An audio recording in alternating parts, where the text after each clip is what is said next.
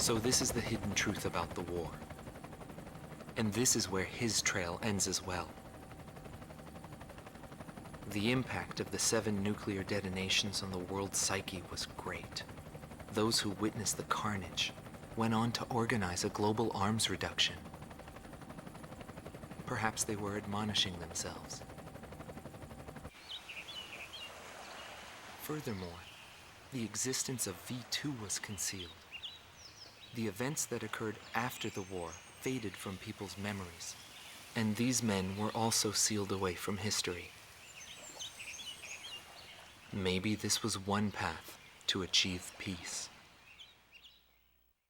And here the curtain falls on this story. However, that does not mean their own stories came to an end. War is something fought on the desk of politicians. As long as they win in the end, that's all that matters. But for us, it's a matter of survival. In order to survive, you need to analyze the situation in an instant. It's the same as living in a city. The rules of this little city apply just as well to that wide open sky. That guy had the same feel about him as this city. I bailed out and landed here. The captain was gone. I've lived a comfortable life since then, and I probably have him to thank for that.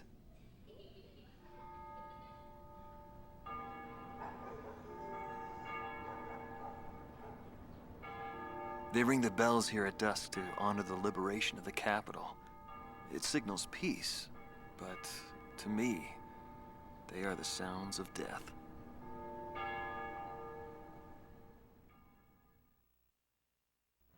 When a fighter plane goes down, that's the end. It disintegrates into pieces. Incinerated beyond recognition. It's a scary thought. But it also makes you feel alive. I left the military, but I still fly that sky. But, it's pretty lonely up there all by myself. I'd love to fly with him again someday.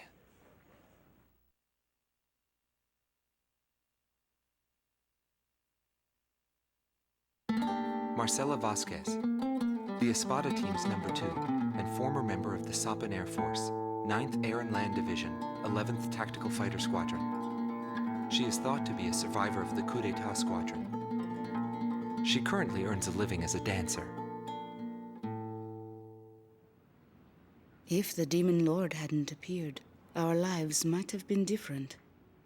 For me, it wasn't about flying or ideals.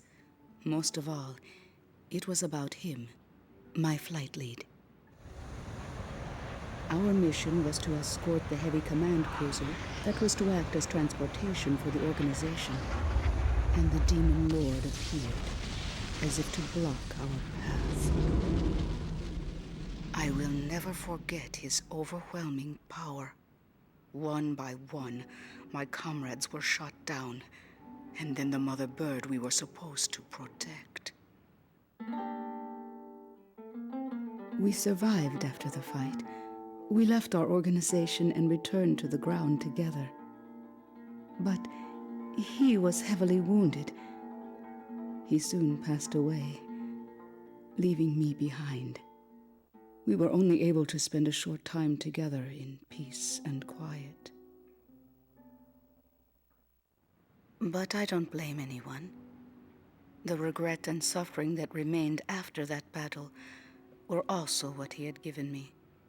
They're among the precious few things he left behind.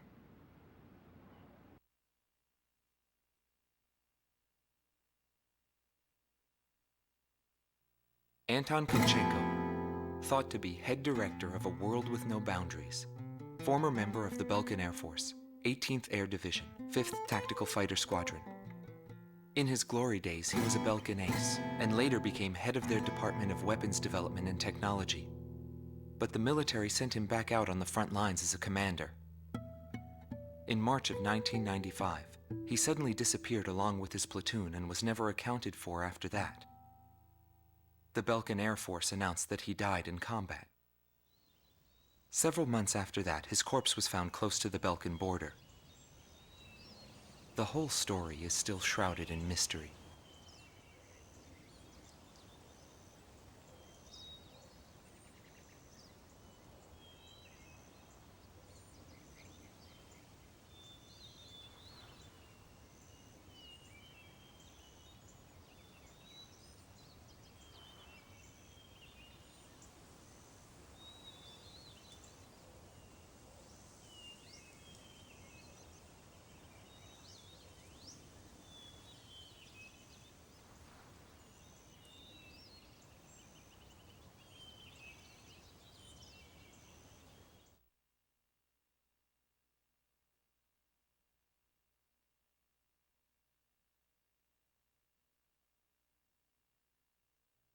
Larry Falk, also known as Solo Wing Pixie.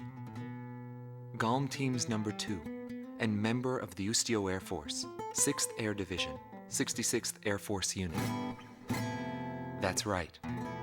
This man was his buddy, and his enemy. I should have died that day, but I didn't. I dragged my wounded body and reached ground zero of the nuclear detonations. A barren, empty land. I felt an unbearable sadness when I witnessed that landscape. There were still people living there. They were the ones that saved me.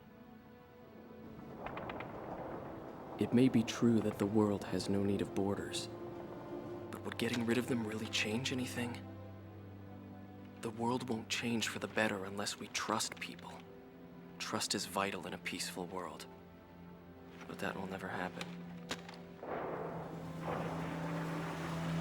I'm still on the battlefield. Right now I'm near a border. I want to see for myself what borders really mean, and what their volition really is. I may not find what I'm looking for, but I still want to try. Anyway, that's what I've come to believe, and I think that's enough. Will he see this video? If you do meet him, give him a message for me. Yo, buddy. Still alive? And thanks, friend. See you again. The Demon Lord of the Round Table, a warrior who soared through the Belkan War, inspiring both fear and admiration. His presence filled the skies for but a few short months before he disappeared.